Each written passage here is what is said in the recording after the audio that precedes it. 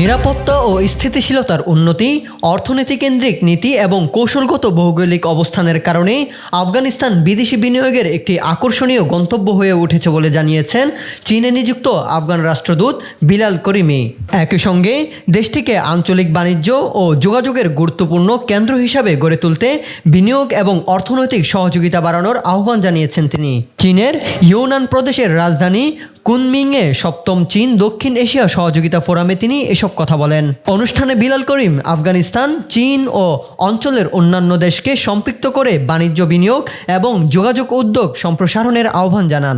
বেইজিংয়ে আফগানিস্তান দূতাবাসের তথ্যমতে ফোরামে দেওয়া বক্তব্যে তিনি আফগানিস্তানের অর্থনৈতিক সম্ভাবনা এবং আঞ্চলিক সহযোগিতা আরও জোরদারের প্রয়োজনীয়তার উপর গুরুত্ব আরোপ করেন। বিলাল করিমি বলেন, অর্থনৈতিক সহযোগিতা বাড়ানো গেলে তা টেকসই উন্নয়ন ও অভিন্ন সমৃদ্ধি এগিয়ে নিতে সহায়ক হতে পারে। আফগানিস্তানের ভৌগোলিক অবস্থান তুলে ধরে তিনি বলেন, দক্ষিণ এশিয়া, মধ্য এশিয়া এবং পার্শ্ববর্তী বাজারগুলোর মধ্যে সংযোগ স্থাপনে আফগানিস্তান গুরুত্বপূর্ণ ভূমিকা রাখছে। রাজধানীর প্রাণকেন্দ্র পল্টনে ডিসিসি হল, সেমিনার, ট্রেনিং, সংবাদ সম্মেলন ও কর্পোরেট আয়োজনের আধুনিক ভেন্যু। বুকিং করতে যোগাযোগ করুন স্ক্রিনে দেওয়া নম্বরে।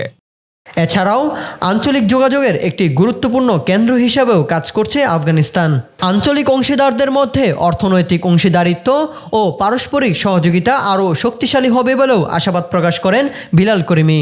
চীন দক্ষিণ এশিয়া সহযোগিতা ফোরামে বিভিন্ন দেশের সরকারি কর্মকর্তা, কূটনীতিক ও বিশেষজ্ঞরা অংশ নেন। ফোরামে বাণিজ্য, অর্থনৈতিক সংহতি এবং আঞ্চলিক উন্নয়ন নিয়ে আলোচনা হয়। এতে আফগানিস্তানের অংশগ্রহণকে আঞ্চলিক দেশগুলোর সঙ্গে অর্থনৈতিক সম্পৃক্ততা বাড়ানো এবং বিদেশি বিনিয়োগ আকৃষ্ট করার চলমান প্রচেষ্টার অংশ হিসাবে দেখা হচ্ছে।